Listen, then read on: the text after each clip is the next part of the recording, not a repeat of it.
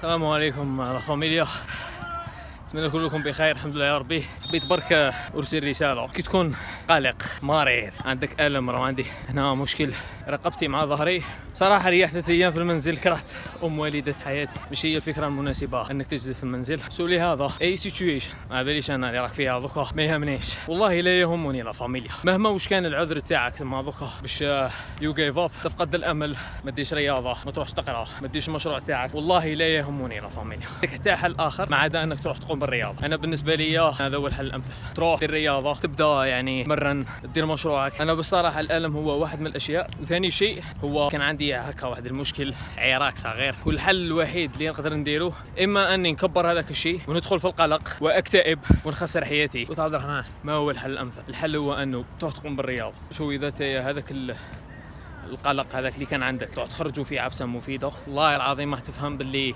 كل شيء مؤقت. هذا هو اهم درس اللي راح تقدر تتعلمه.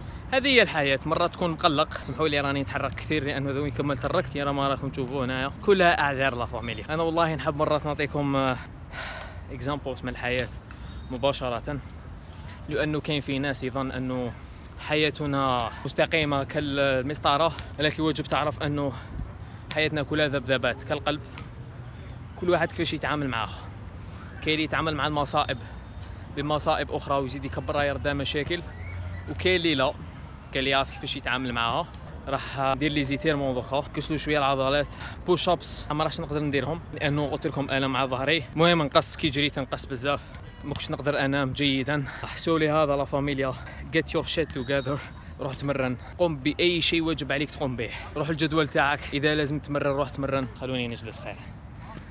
اذا لازم تقوم بمشروع قم بمشروع، اذا لازم تقوم باي شيء روح قم به، لانه في الاخير والله لا يهم. هذه حياتك انت، المستقبل تاعك انت. if you don't fix it، انت هو المسؤول الوحيد عليه. حتى واحد ما راح يكون مسؤول عليه من الغير تاعو. الله رعيت. الشيء الجميل هو انه الموتيفيشن تجي عندما تقوم بالفعل. الكثير من الناس ينتظر الموتيفيشن قبل القيام بالفعل، وهذا هو اكبر خطأ. ابحث عليها في الفعل. كلما تضع في الفعل كل ما الثقه تاعك راح تزيد، كلما الانجازات تاعك راح تزيد. كلما ما تضعهاش في الفعل الثقه تاعك راح تنقص وانجازاتك راح تنقص. قبل ما يبرد الدم لازم نقوموا بالتكسيلات العضليه. نخليكم تشوفوا بعض التكسيلات وبعدها تنتهي التمارين.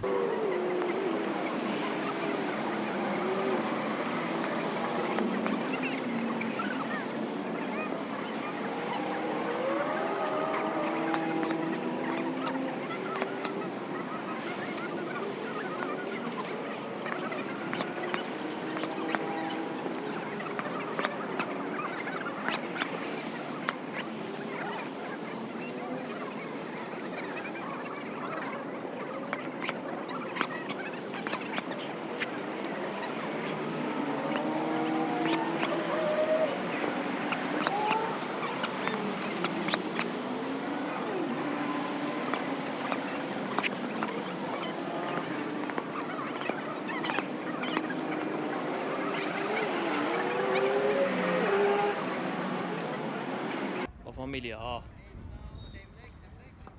هو مش متقولوش راهو يكذب.